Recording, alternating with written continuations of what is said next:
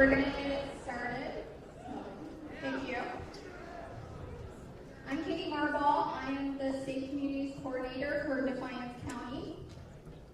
The Mock Crash program was developed in partnership by the Defiance County Safe Communities Coalition and the Ohio State Highway Patrol.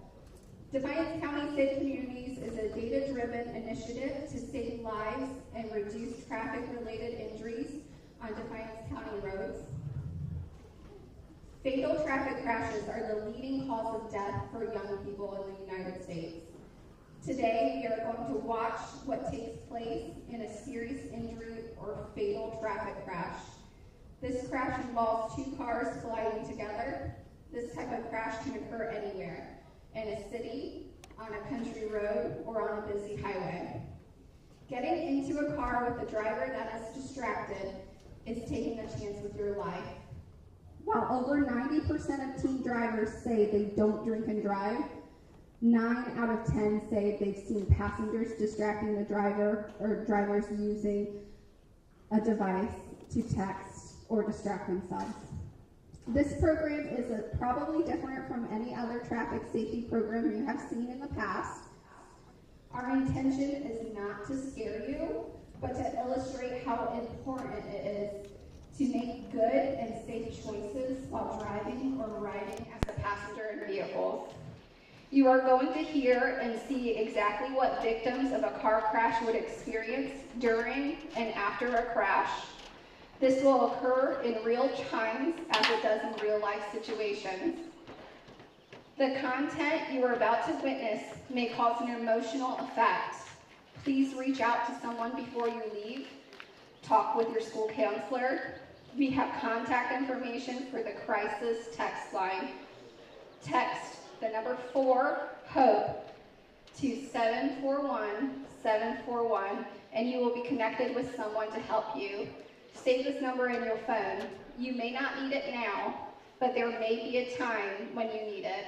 Again, it's 4-HOPE to 741-741. Thank you, Katie. I'm a retired 911 dispatcher for Williams County. Don't move, please. The fact of the matter is we're here for a very important thing this morning because you may not realize it, but somebody in this crowd will be involved in a very serious crash. Sometimes through no fault of their own, sometimes because they made a bad choice. Please turn your phones off now. Please turn your phones off and put them away. There are no do-overs in life. Many events as you start your life will seem inconsequential at the time, but they're a choice. And if you make a bad choice, there may very well be a bad result. And we're here to try and stop that if at all possible and make you think. Choices do matter. Choices do matter. You're going to hear it.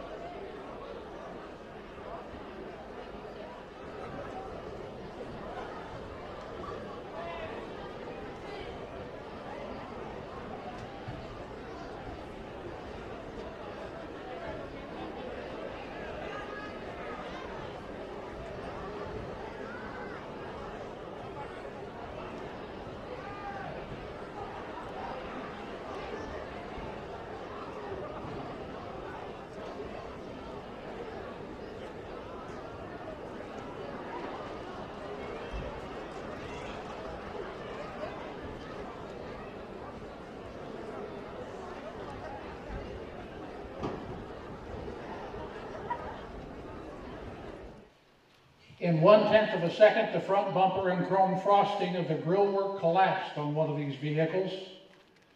In 2/10 of a second, not a minute, a second, the hood rose, crumpled, and smashed into the windshield. The rear wheels left the ground. The fenders contacted the object, forcing the rear edges over the front doors. The passengers continued to move forward at the vehicle's original speed. At 20 times the normal force of gravity, their bodies each weighed 3,200 pounds. Your physics classes should have taught you that things in motion tend to stay in motion. In 0.6 of a second, the brake pedal sheared off the floorboard. The car body bent in the middle, shearing bolts and welds. The rear of the car begins to fall, the rear wheels slamming into the pavement. In 0.7 of a second, the body of the car was forced out of shape, ejecting the unrestrained passenger, jamming the doors shut and trapping the other victims inside the car. Keegan is the driver of the car that ran the stop sign. He didn't see the stop sign because he was looking down at his phone. He also had a few drinks at a friend's house. He was wearing a seatbelt, and the vehicle has an airbag in the steering wheel.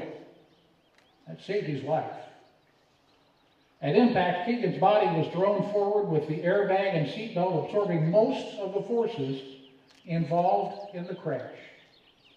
The extent of his injuries are a few bumps and bruises, but his situation will get a lot worse. Carly is the front seat passenger. She was not wearing her seatbelt. At impact, Carly was thrown through the windshield of the car, causing massive head and brain injuries. Internally, she suffered large tears in both of her lungs and her liver. She is losing massive amounts of blood after hitting the dashboard. She's comatose and unresponsive. If she doesn't receive medical attention within 5 minutes from the time of the crash, Carly will die.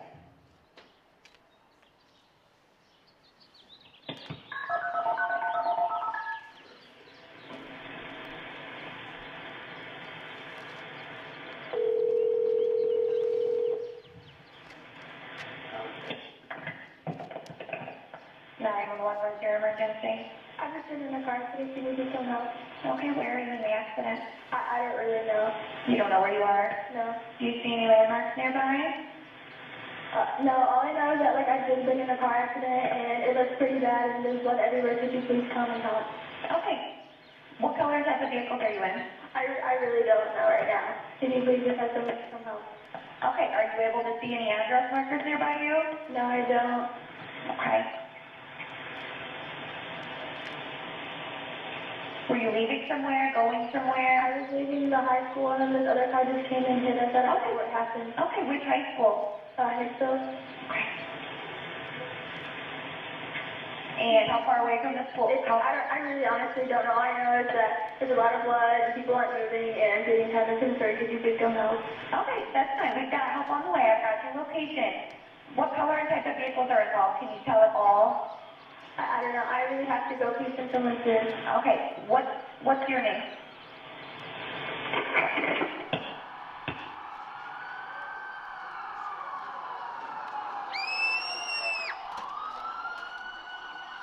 She didn't know where she was. Hopefully her phone indicated where she was calling from. Please don't disable your phone. 911 was called and the dispatcher notifies police, EMS, and the fire department of the crash. Keep in mind that in some cases, the rescue personnel must drive from their home to the fire department and then to the crash scene. The time it takes first responders to arrive on scene is critical during a serious injury crash, as every second counts. A few seconds can make the difference between life and death.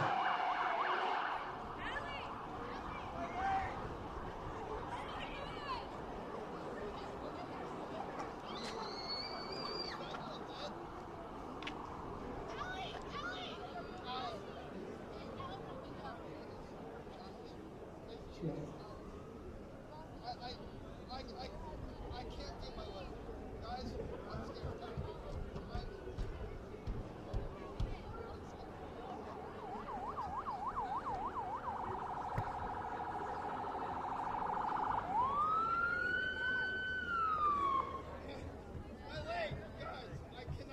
The mistakes the driver made may take only a second or two, and the crash itself occurs in a fraction of a second.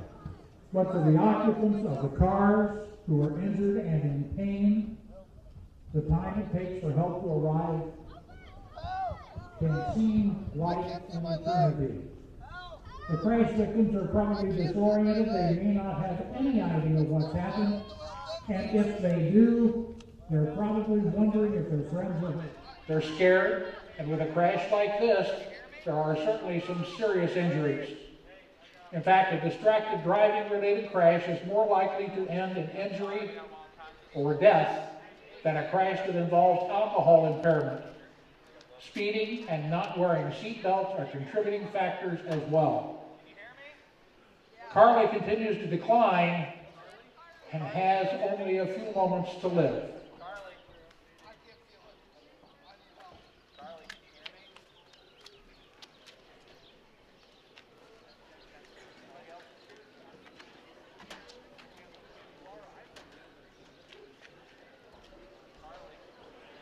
The officers are assessing what they have so that they can inform the fire department and EMS personnel when they get on scene what they're dealing with.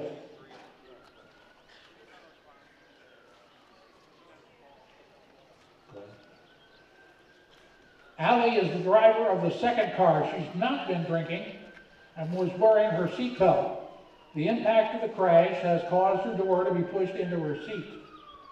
The movement of the crash caused her head and shoulders to whip toward the intruding vehicle.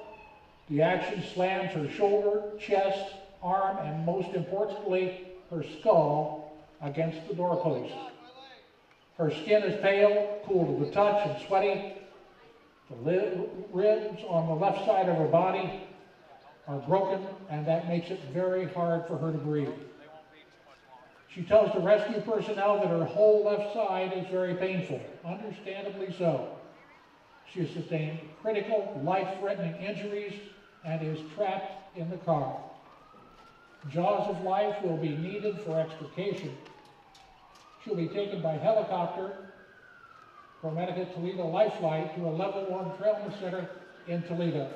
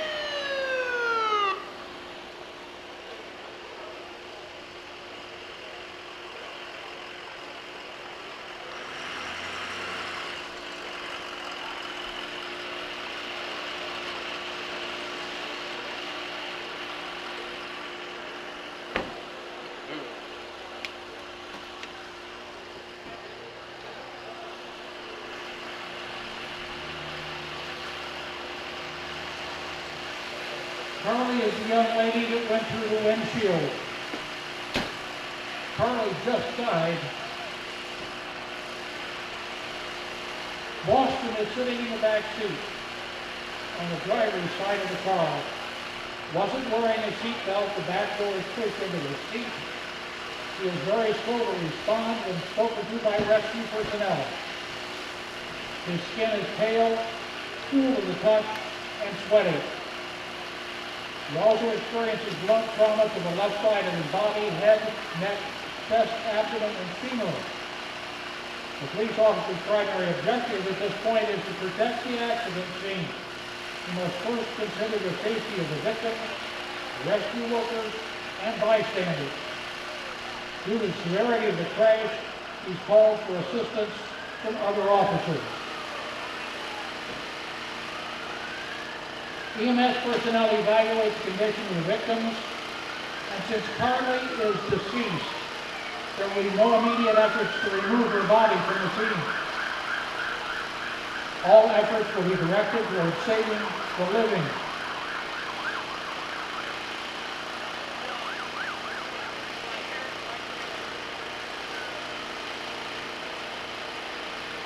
The fire department and EMS personnel have decided that they must remove the door of the vehicle in order to remove the victims. Because of the seriousness of the passenger's injuries, an air ambulance has been requested.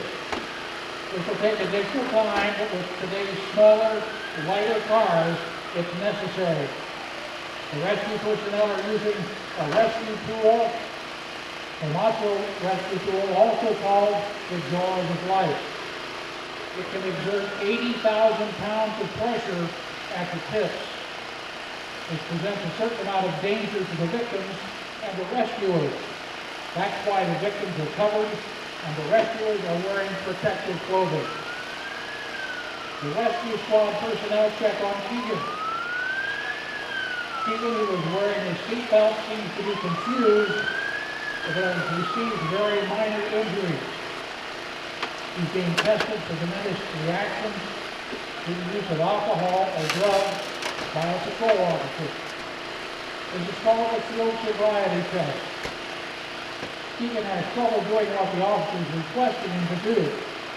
He's handcuffed and placed in the back of a cruiser to be taken to the police station and then on to jail.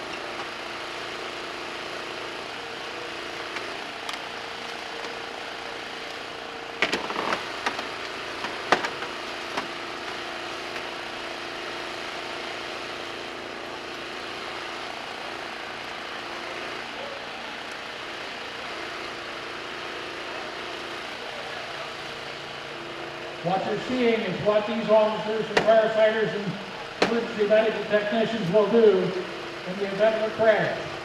It's not haphazard, it's practice and practice and practice. And training after training after training. They know what they're doing. And they're prepared to help you in the event of your being involved in a crash.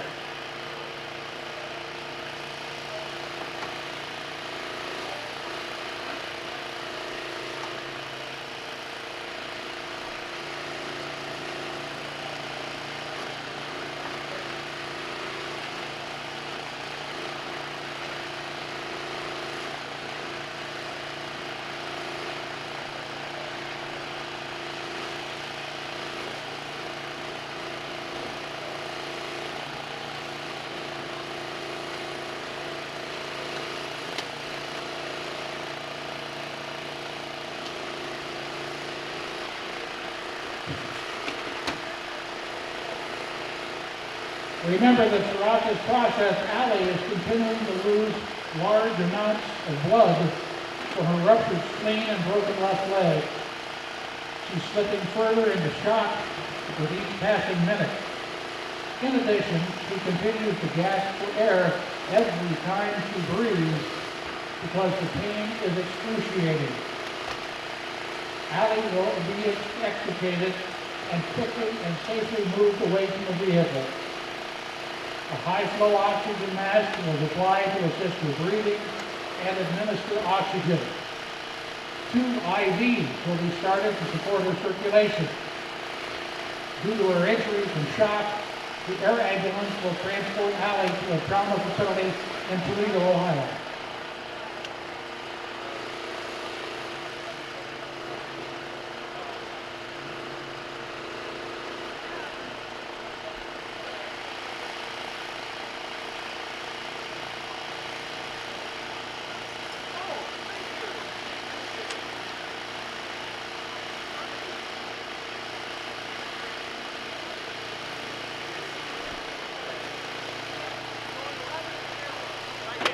How much have you had to drink tonight? Okay, why don't you step out of the car with me? Just come over here in front of my car.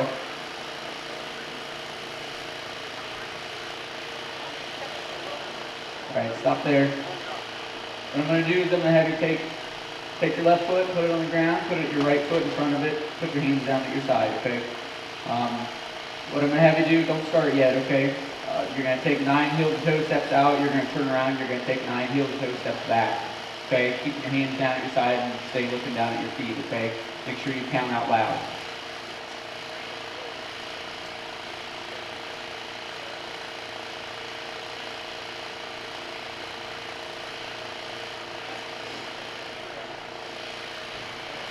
Okay, turn and face me.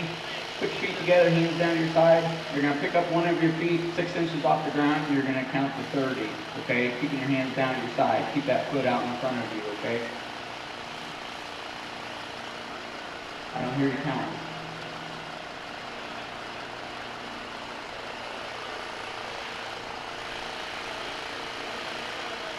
Okay, go ahead and turn around, put your hands on your back. You are being placed under arrest for OBI, okay?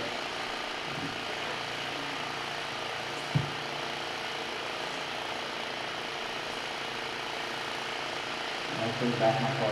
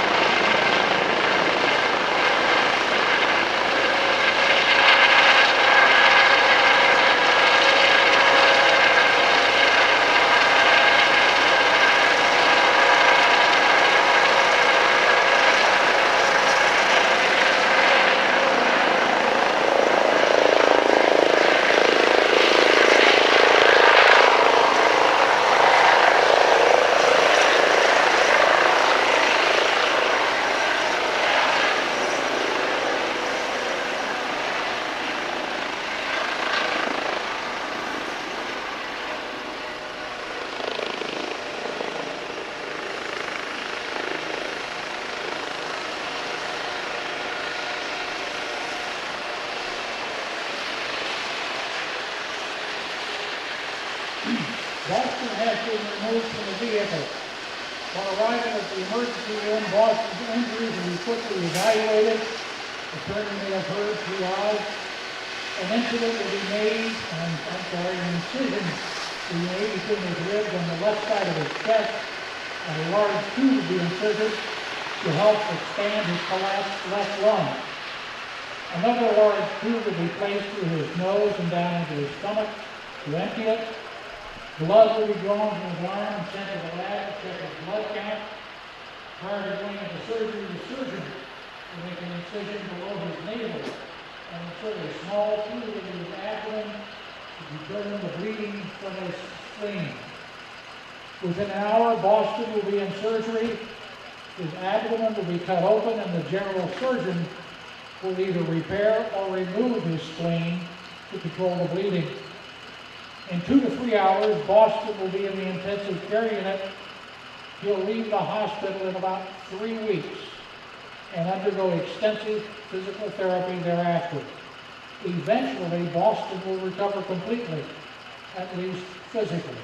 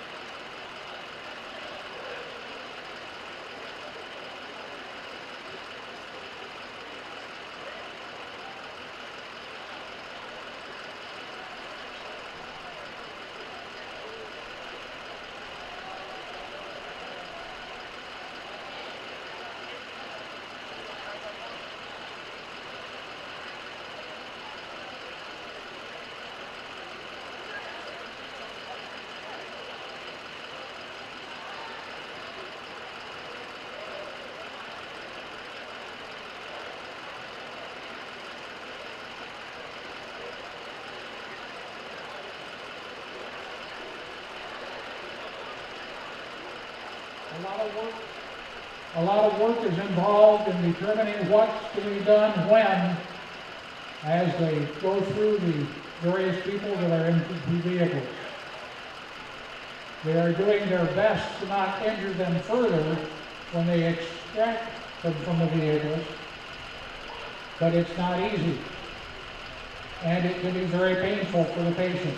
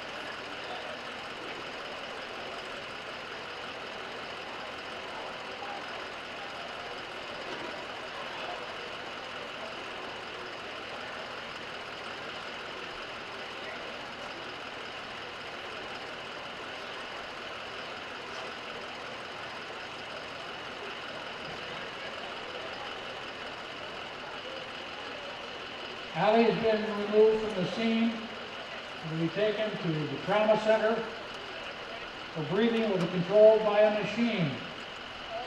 She'll be administered large amounts of fluid and blood in order to replace that which was lost.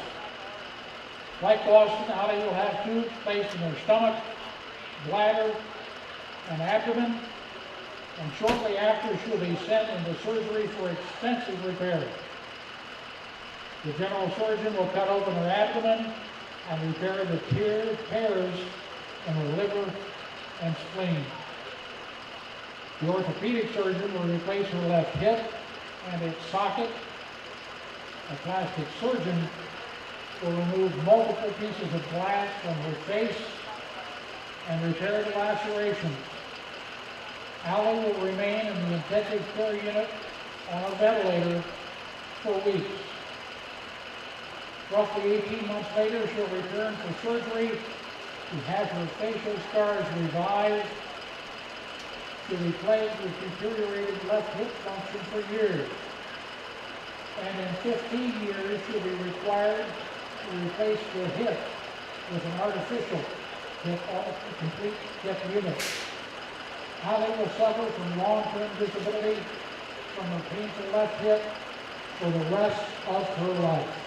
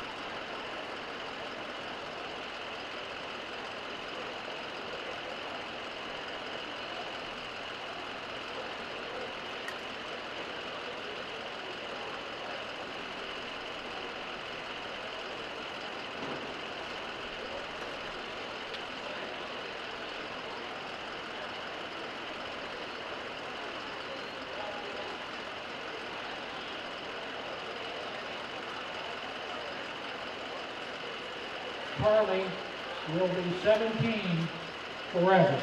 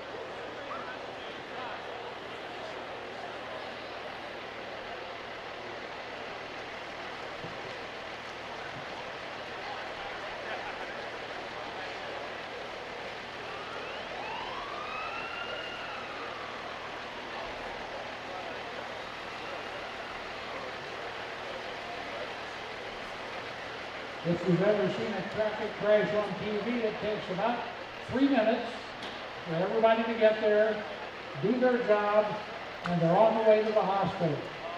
As you can plainly see, that is not the case. Again, it takes time and a lot of care to make sure they don't further injure the people injured in the crash.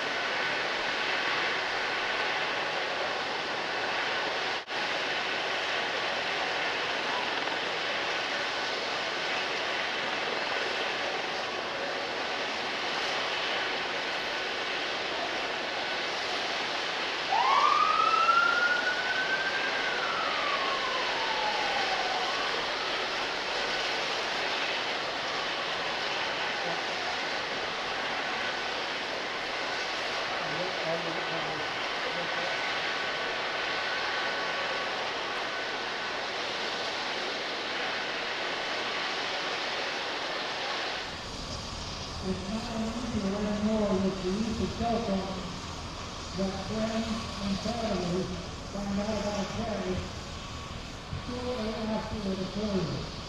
If someone witnesses it outside, that's the thing here. So a parent has responded to the accident scene. A great daily effort.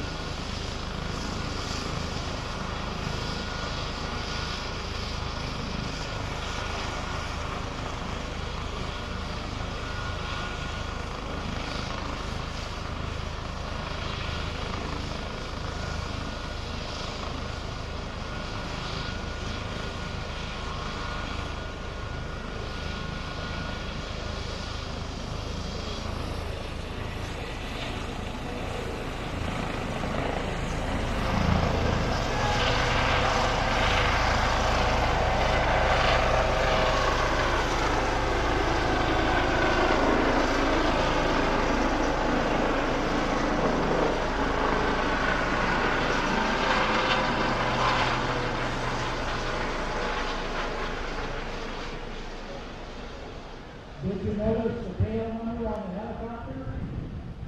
911. Probably the most important phone number you'll ever know.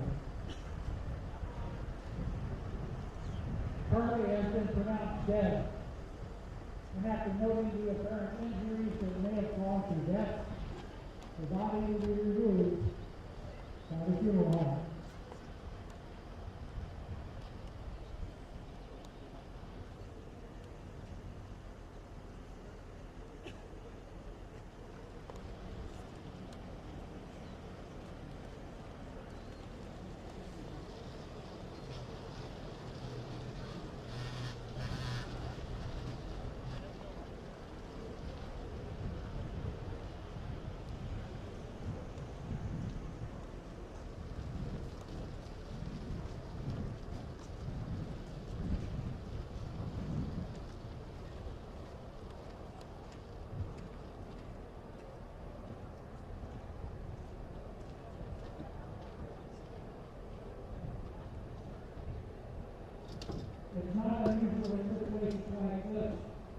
there were responders for the struggle.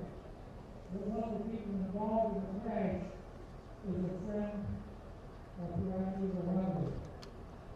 Makes it really tonight for the first responders to deal with it as best they can. But it's very, very difficult. Especially when there's just a family involved.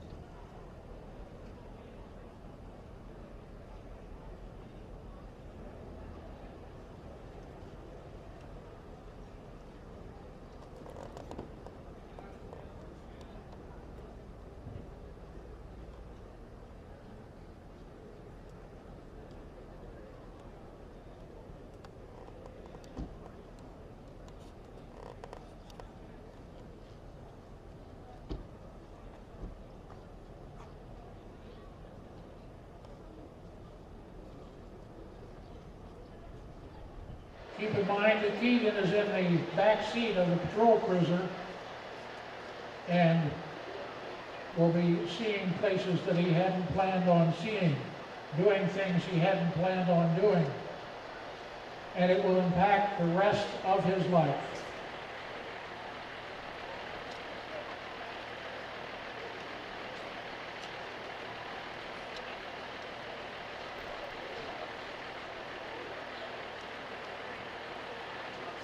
We have 3 speakers this morning. Our first speaker is longtime Defiance County law enforcement officer, now Sheriff, Doug Engel. Sheriff? Good morning. The importance of what you're seeing today is it happens. It happens way too often. As the sheriff, I have to go out and give death messages multiple times throughout the year. It's not the enjoyment of the job that I want to do. The importance of today is that reality sets in. You, as a licensed driver in Ohio, must understand you are in charge of that vehicle. Everything in that vehicle, around that vehicle, is your responsibility. At age 16, that is a huge, huge responsibility. We're asking you not to be distracted. Now, when we talk about distracted driving, we instantly believe it's that cell phone. Not always true. How many of you have had other children or students in the car, your friends, your family members with you? They're on their phones. They're telling you while you're driving what is going on. That's as distracted as you being on that phone yourself. We're asking you to stop doing that. That is the driver's responsibility. Every person in that vehicle, everything around that vehicle is your responsibility. Again, take control. You are in charge. It's the one point in time in your life that you are totally in charge when you're behind that wheel. Don't let them throw things around inside that. Don't keep changing that radio channel. And my goodness, wear the seatbelts. Don't move that vehicle until everybody has latched their seatbelts. Because too often I see this. Going down the road, kids jumping around, throwing sporting equipment back and forth at each other, papers at each other, reading things. Let's be honest, not necessary. Not necessary at all.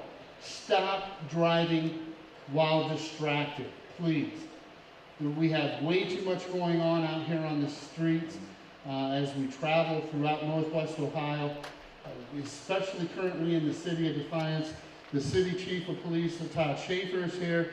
Hicksville Police Chief Mark Denning is present with us today, along with multiple other law enforcement agencies, because this is an important topic. You must understand that. You must believe in yourself. We believe in you. The state of Ohio believes in you because they allow you to have an operator's license. Take that responsibility. Don't take it lightly. Take control of that situation in that vehicle. Thank you.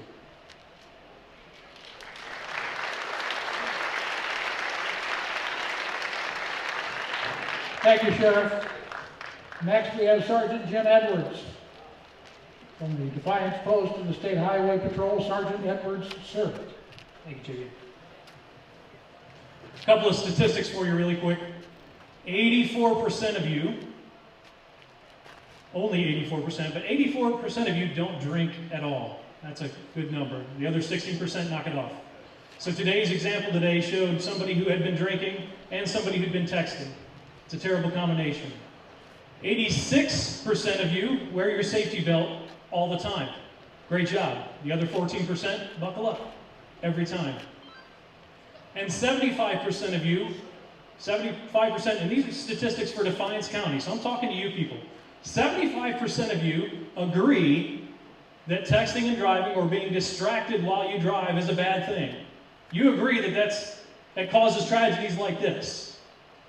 Unfortunately, agreeing that it's a bad thing and then not doing it don't always go hand in hand. As JB has said many times today, it's about making good choices.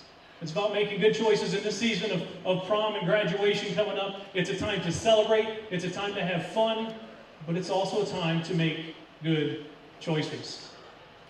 So if you find yourself in a situation where your only ride is an impaired driver, don't get in the car. If you find yourself in a situation where you've already made poor choices and you've had something to drink, don't drive. Call us. We would much rather come and get you a ride home than have to come out and see this and make notifications. As the sheriff said, he and I, over the past 22 years for me, we've made way too many death notifications. We've seen way too many dead kids. Our next speaker today, I had to be at the scene of her son's fatal crash. The impact on not only you folks, but parents and loved ones can't even be put into words, but Kim's going to try to put it into words for you. Kim.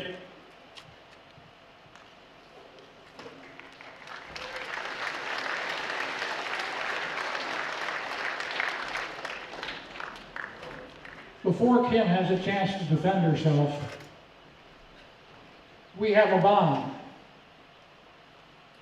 We both lost children to bad choices. It's awful. Believe me, it's awful for a parent to lose a child. And to be notified of that is, as I said earlier, the worst day ever. From Pioneer, Ohio, Kim Oxenden. You guys all just watched a mock crash. For some of you, it's time out of class. And I see a lot of you still on your phones with your headphones on. Take them out because you need to hear this.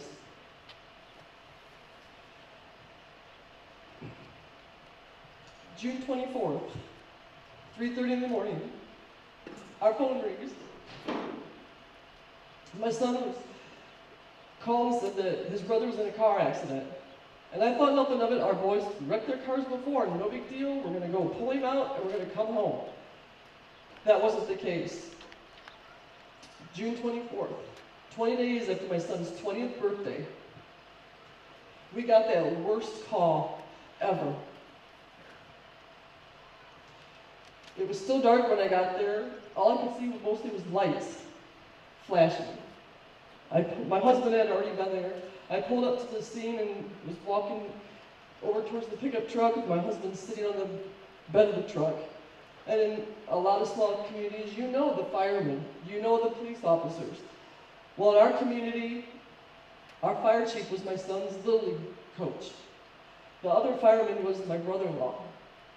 A couple of the volunteer firemen that were there graduated with my son. As I walked to the truck, I said, well, where's Caleb at? And my husband could just stare at me. My son's Little League coach, our fire chief, had to look at me and said, he's gone.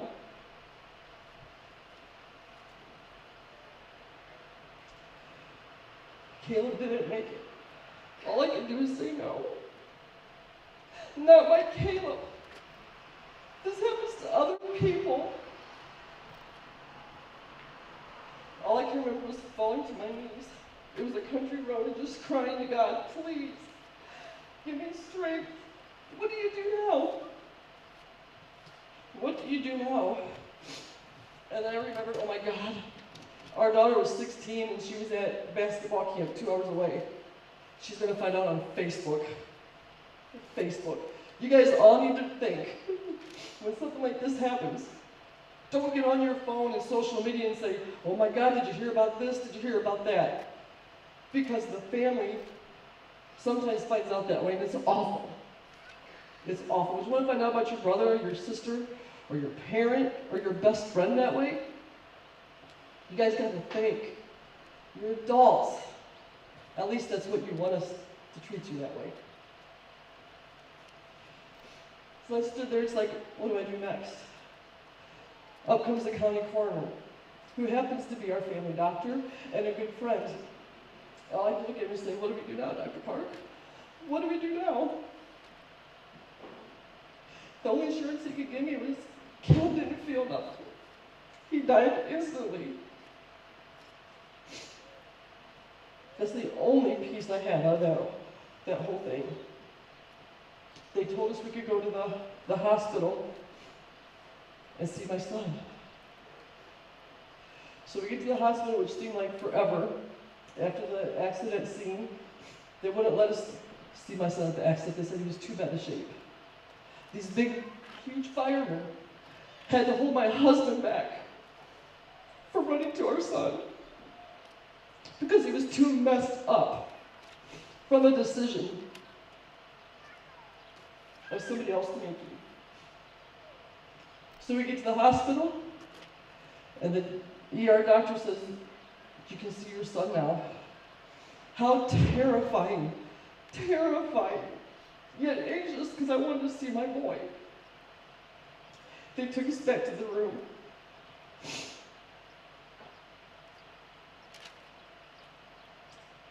It was horrible.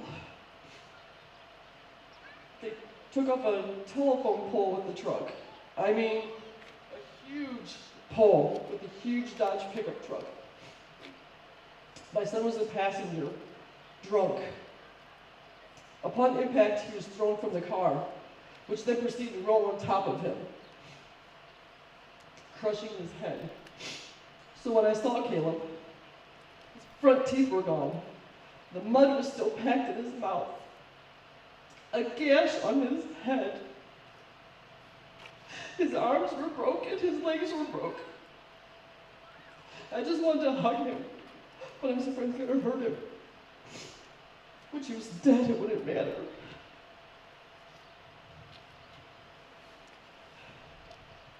Caleb was a good kid. Most of you, probably all of you are good kids. You're all good kids. He just made a really bad choice that changed that night for everybody. The girl that was driving his truck was drinking. She wasn't drunk. You don't have to be slobbering drunk to not be able to think fast enough to make the wrong choice.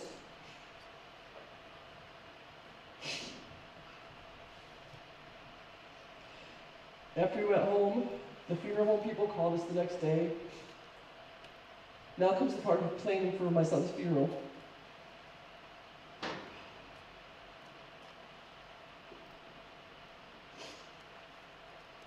We had to pick out just the casket that felt like the best for Caleb. Going through pictures to put on the picture board so everybody could see who my son was growing up till the day he died. which I couldn't do, and my other children did that for me.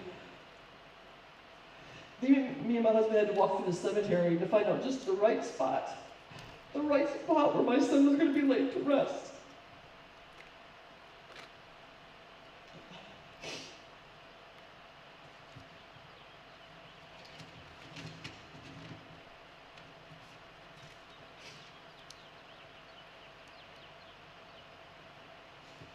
That day changed everybody's life. The driver of that car, my family's life, my life. I should be wearing shirts that say McLaughlin on the back going to ball games or visiting him at college. Now I get to wear Caleb and McLaughlin Memorial Ride and support organ donation. The closest I get to touching my son is rubbing his fingerprint necklace that I wear around my neck now. This whole mock crash and the story of my son, if it makes one of you think, if it saves one parent, girls, one parent from suffering like we have to suffer, then it's worth it. It's not a joke.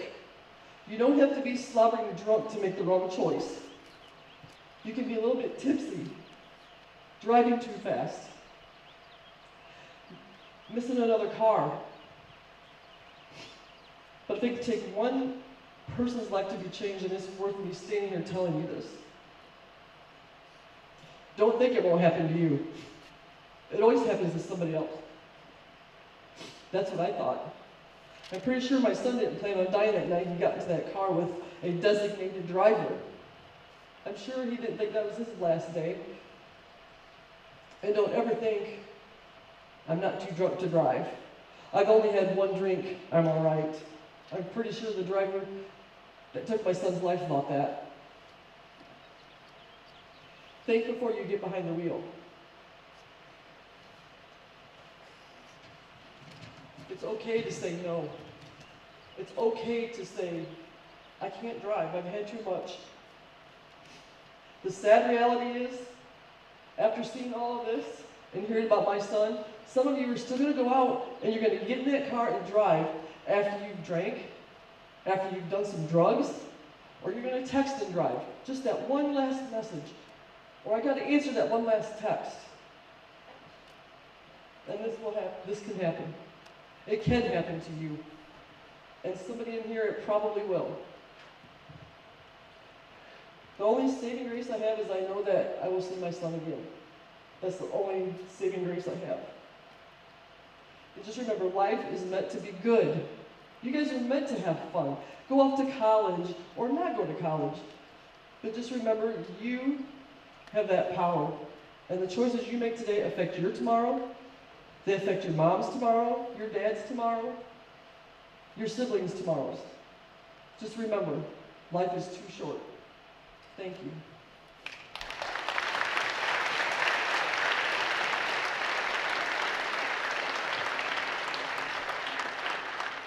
Thank you, Kim. And again, as I said when we started, make good choices. You do every day. But one bad choice can last an eternity, literally.